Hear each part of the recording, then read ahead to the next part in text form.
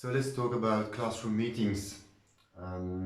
Yeah, it's class meeting because it's only 20-25 students maximum. So everyone has a chance to speak. If you have two large groups like 50, it's much more difficult. So it's not a representative democracy where you have one elected candidate from each classroom gathering into some kind of parliament. No, it's just a meeting with the people in the class. You have two topics typically covered during these classroom meetings. The first one is specific rules.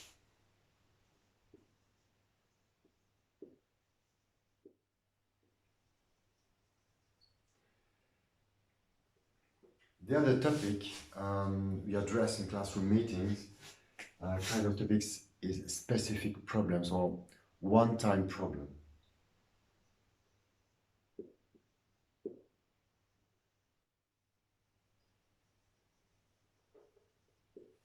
So specific rules, we mean by specific, not the classroom rules. You know, you have in positive discipline, let's say 4, 5, 6 classroom rooms that you decide ahead at the beginning of the year. Like, for example, we should be nice with each other, we should respect each other, and so on. Not these general rules, but very detailed questions such as yes, you have a teacher in the classroom and it's not much available. There is usually a queue of students waiting for some explanation, some feedback, and that's a problem difficult for the students. So the students decide to bring that specific topic to the classroom meeting. And typically, it should be written as a question. Like, for example, how to increase the availability of the teacher.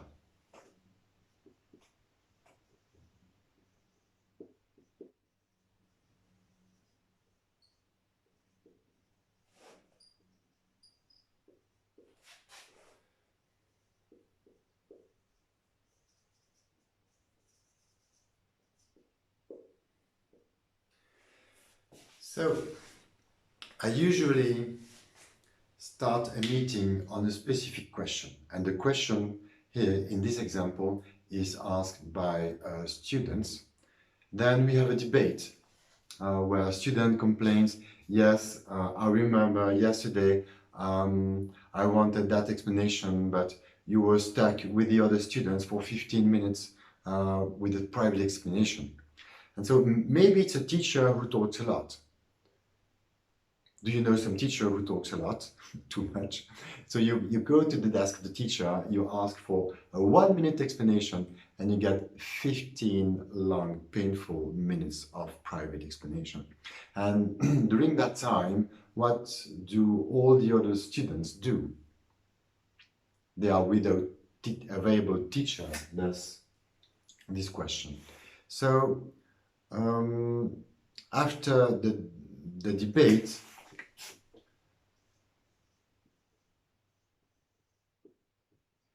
we should quickly have proposals. It's a solution-oriented meeting, so we'd like to have solutions.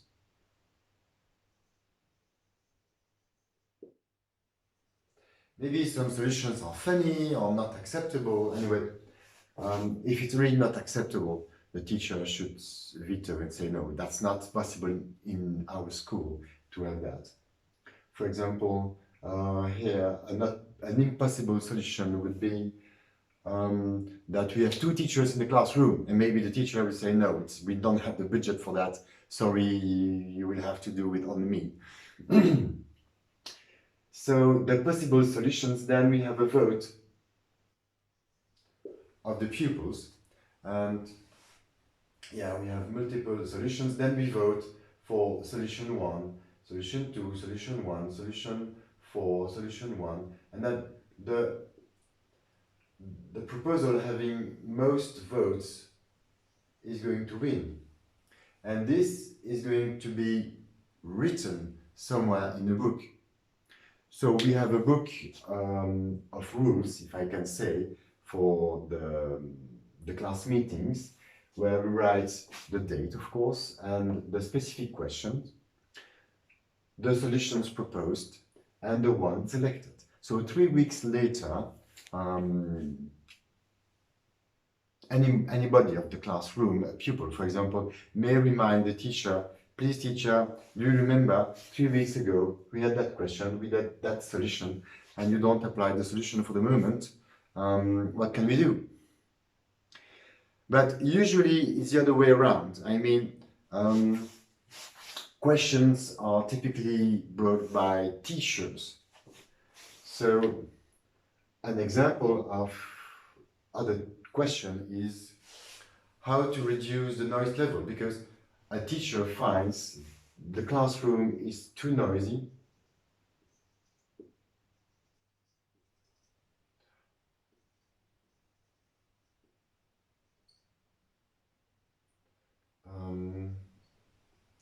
And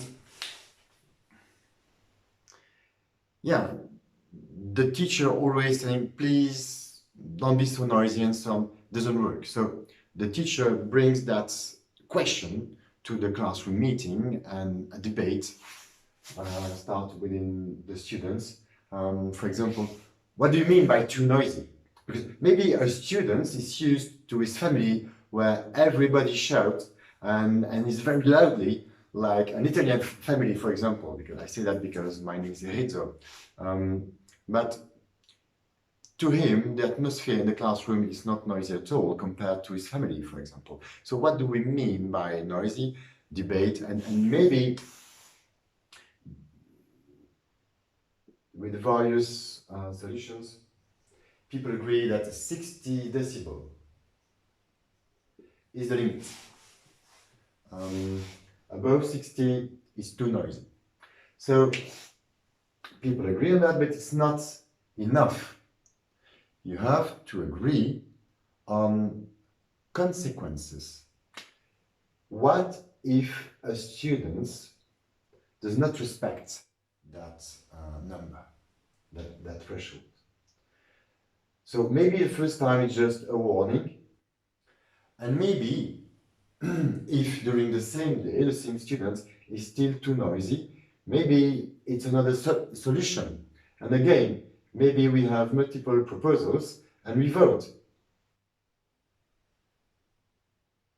And maybe that proposal wins with many votes in the classroom.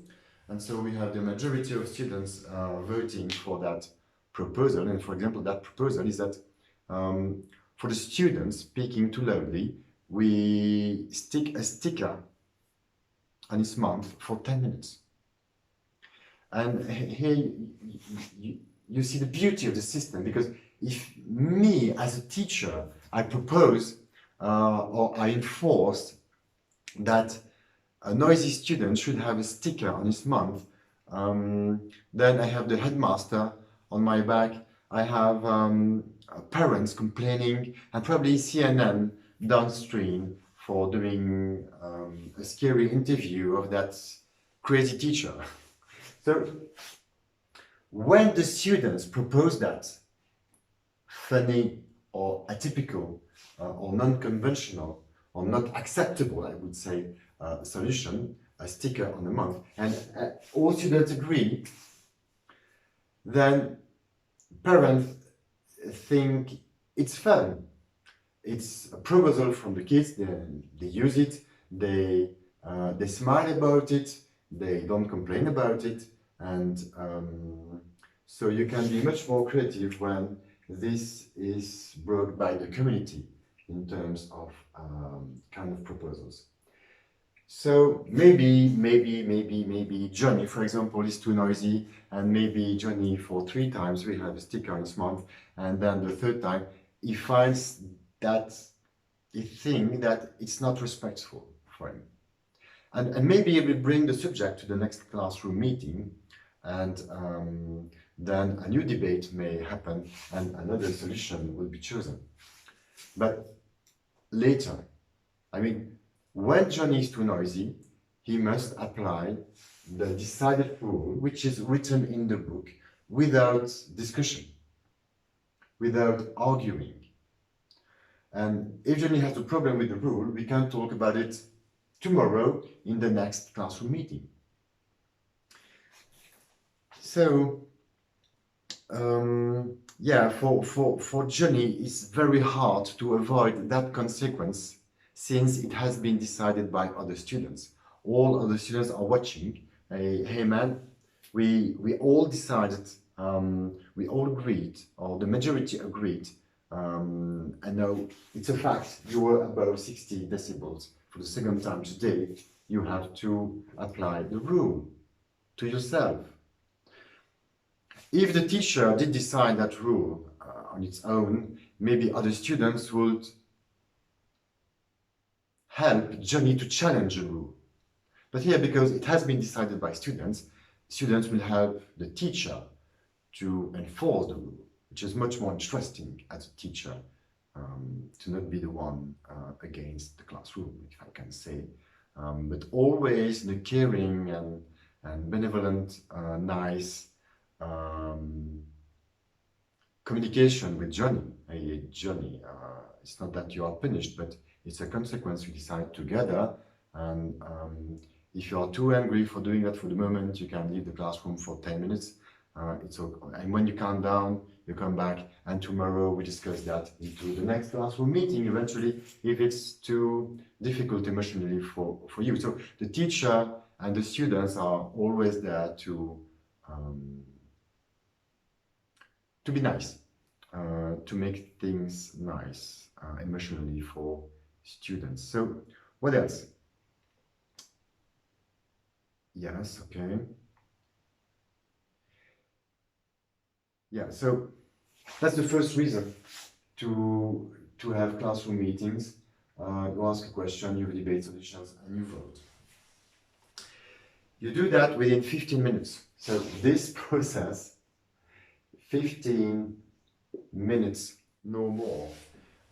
Because it could last 2 hours, it could last the whole day. I mean, the students like to have meetings, to talk, to socialize, and so on. But there is some mathematics to be seen, some literacy, and so on. And if you say you only have 15 minutes, and if you can't find an answer, a solution to the question of the day in 15 minutes, if you cannot do that, then adults will decide. So you better hurry and have a productive debate where you don't have students just talking to be seen and not to bring any flesh to the debate.